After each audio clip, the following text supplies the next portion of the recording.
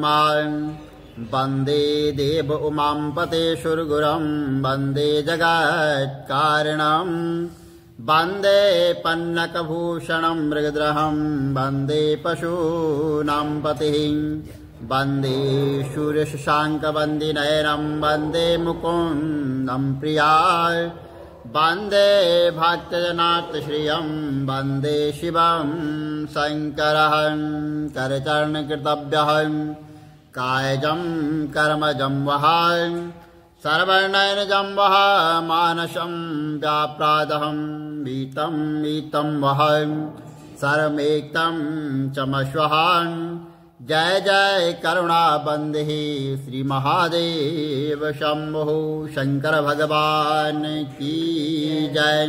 माघमातम की जय। विष्णु भगवान की जय। सनातन धर्म की जय। 16वां अध्याय। कार्तवीर कहने लगा कि हे भगवान, वह राक्षस कौन था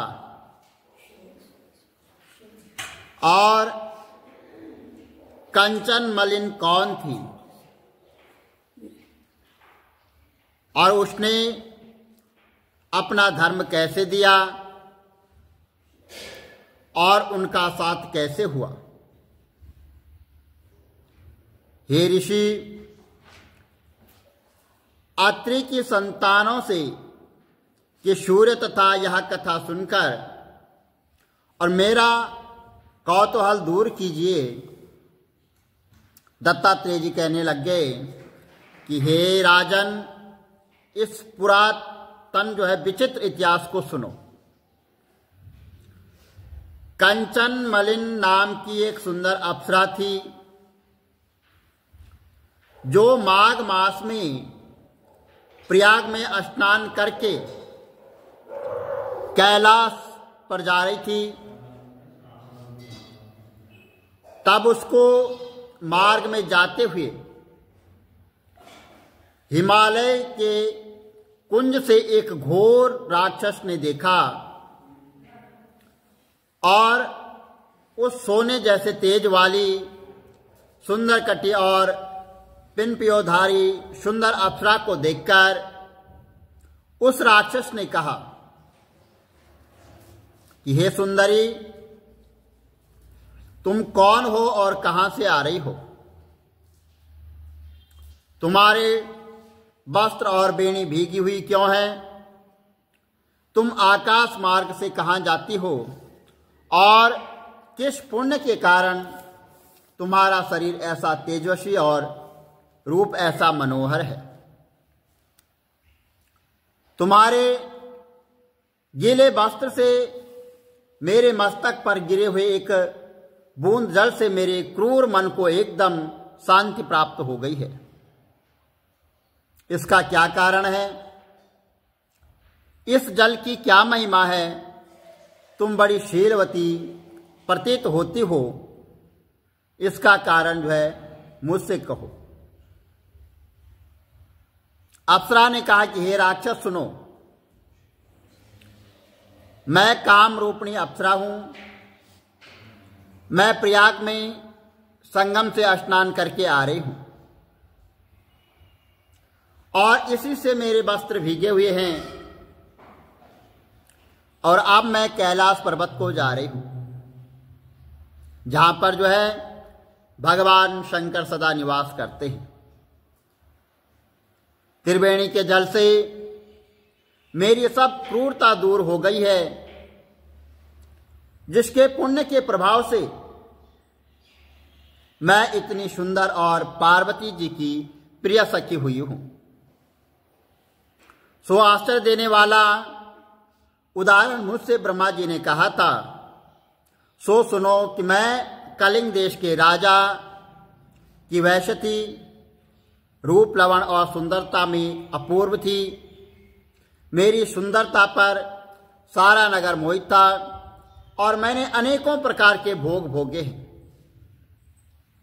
और अनेक प्रकार के वस्त्र और आभूषणों की घर में कोई कमी नहीं थी। कामी पुरुष आपस में स्पर्श ही से मृत्यु को प्राप्त हो जाते थे। इस तरह उस नगर में बड़ी सुंदरता से यौवन मेरा व्यतीत हुआ और मैं वृद्ध अवस्था को प्राप्त हो गई। तब मेरे मन में विचार आया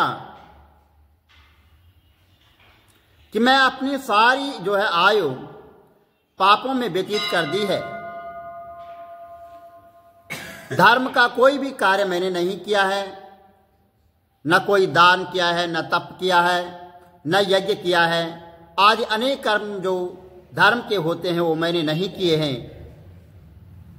शिव या भगवान दुर्गा माता की आराधना भी मैंने नहीं की है, न कभी भगवान विष्णु का पूजन किया, न व्रत किया। इस प्रकार अशांत चित्त से मैंने एक ब्राह्मण की शरण ली, जो वेदों के ज्ञानता और ब्रह्मनिष्ठता। मैंने उनसे पूछा कि मेरा निस्तार किस प्रकार हो सकता है। महाराज, साधु सज्जन अच्छे और बुरे सभी पर दया करते हैं, इसलिए मुझ दीन पर भी दया करके मुझे इस कीचड़ में डूबी हुई को पकड़कर मेरा उद्धार कर दीजिए। क्षीर सागर क्या हंस को ही दूध देता है, बतख को नहीं देता। तब वह ब्राह्मण राजा का पुरोहित सब इन बातों को सुनकर मुझ पर दया करके कहने लगा कि तू ब्रह्मा के क्षेत्र प्रयाग में जाकर माघ मास में त्रिवेणी में संगम में स्नान कर, परंतु मन में अशुभ क्रिया का विचार मत लाना। पापों के नाश के लिए महर्षियों ने तीर्थ स्थान बतलाए हैं और अधिक से अधिक और कोई भी प्रायश्चित उसमें नहीं बताया गया है। प्रयाग में स्नान करने से तू अवश्य पवित्र होकर स्वर्ग को जाएगी। हे भामिनी, पुराने समय में गौतम ऋषि की स्त्री को देखकर इंद्र ने काम के वशीभूत होकर कपट भेद से उससे भोग किया था, इसलिए ऋषि द्वारा श्राप दिया गया और उसका शरीर अत्यंत लज्जायुक्त हो गया था। वह हजारों भागों वाला हो गया था। तब इंद्र नीच मुंह करके अपने पाप कर्म की बुराई करने में लग गया। मेरु पर्वत के शिखर पर स्वच्छ जल वाले सरोवर में एक स्वर्ण कमल से भरे हुए कटोरे में वो घुसकर अपने पाप को धिक्कारता हुआ कामदेव की बुराई करने लग गया कि यह सब पापों का मूल है। इससे ही वशीभूत होकर मनुष्य नरक में जाते हैं और अपनी धर्म, कीर्ति, यश और धैर्य का नाश करते हैं। इंद्र ऐसा सोच रहा था, सो इंद्र के बिना सारा देवलोक शोभाहीन हो गया और तब देवता, गंधर्व, किन्नर, लोकपाल, इंद्राणी के सहित बृहस्पति जी ने जाकर वहां पर बृहस्पति जी के पास जाकर पूछने लगे कि महाराज, इंद्र के न रहने से स्वर्ग ऐसा शोभाहीन हो गया है जैसे सतपुत्र के बिना श्रेष्ठ कुल। इसलिए स्वर्ग की शोभा के लिए कोई क्रिया सोचिए, इस विषय में देर नहीं करनी चाहिए। तब बृहस्पति जी कहने लगे कि इंद्र ने बिना सोचे विचारे कर्म किया है, उसका फल भोग रहा है, सो वह कहा है, मैं ये सब जानता हूं। फिर बृहस्पति जी ने सबको साथ लेकर स्वर्ण कमलों से युक्त बड़े सरोवर में इंद्र को देखा, जिसका मुख मलिन और आंखें बंद थी। तब इंद्र ने बृहस्पति जी के चरणों में पड़कर कहा कि इस पाप से मेरा उद्धार कीजिए, आप मेरी रक्षा कीजिए। तब बृहस्पति जी ने इंद्र से कहा कि प्रयाग में स्नान करने से ही तुम पाप मुक्त हो जाओगे। तब इंद्र सहित सबने प्रयाग में जाकर गंगा स्नान किया और त्रिवेणी स्नान से इंद्र पाप मुक्त हो गए। तब बृहस्पति जी ने इंद्र को वरदान दिया कि तुम्हारे शरीर में जितने भाग हैं वह सब नेत्र हो जाएं। तब इंद्र ब्राह्मण के वर से हजारों नेत्रों से ऐसा शोभित हुआ जैसे मान सरोवर में कमल शोभायमान होता है। बोलो विष्णु भगवान की जय, माघ मातम की जय। श्री कमल नेत्र कटी पीतम्बर मुरली गिरधरम मुकुट कुंडल करनुट किया श्याम रे राधेवरम हिरिकूल यमुना धेनु आगे सकल गोपियन के मन हरम पीत वस्त्र गरुड़ वाहन चरण शुक नित सागरम करत केल कलोल निस्तिन कुंज भवन उजागरम अजर अमर अडोल निश्चल पुरुषोत्तम अपरापरं दीननाथ दयाल गिरधर कंस हीर्णांकुशहरणं गलपूल माल विशाल लोचन अधिक सुंदर केशवं वंशीधर वसुदेव चाय वालितल श्रीवामनं जल डूबते गजराकलीनो लंका तेजो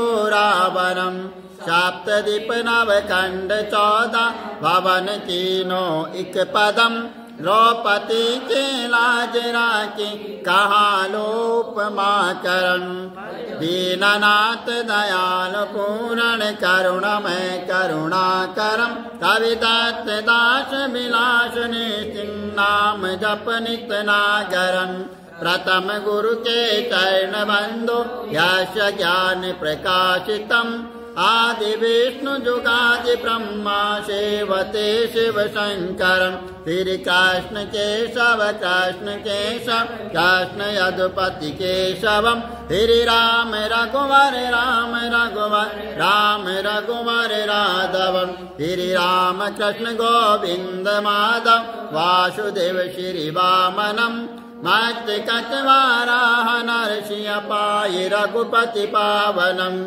मथुरा में केशव ब्राज गोकुल बाल मुकुंद जी फिर वृंदावन में मदन मोहन गोपीनाथ गोविंद जी धन्य मथुरा धन्य गोकुल जहाँ श्रीपति अवतरे धन्य यमुना नीर निर्मल ग्वाल बाल सखावर नवनीत नागर शिवितर मन मोहितम कालादितट करत्र क्रीडा बाल अद्भुत सुंदरम ग्वाल वांसव सख विराज संग राधे भामिनी वंशी वट दट निकट यमुना मुलिकिटेर सुहावनी हज राधे विष रघुवंश उत्तम परम राजकुमार जी सीता के पति मक्तन के गति जगत प्राण आधार जी जनक राजा पनक राखी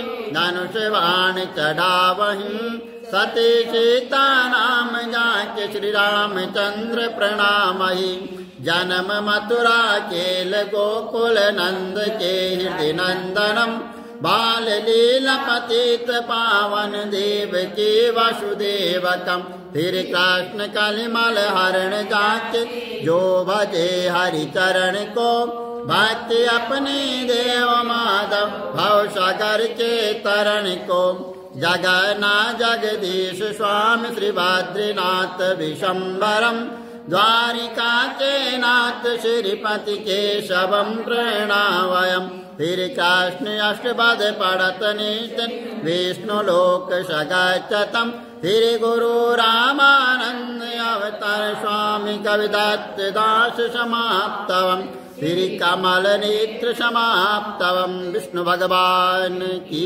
जय माघ मातम की जय सनातन धर्म की जय।